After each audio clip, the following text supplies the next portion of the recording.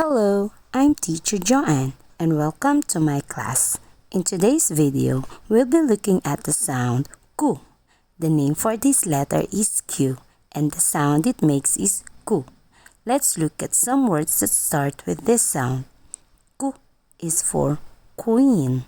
Q, queen. Q is for question mark. Q, question mark.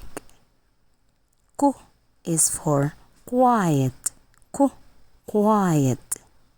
Q is for quarter. Q, quarter. Q is for quilt. Q, quilt.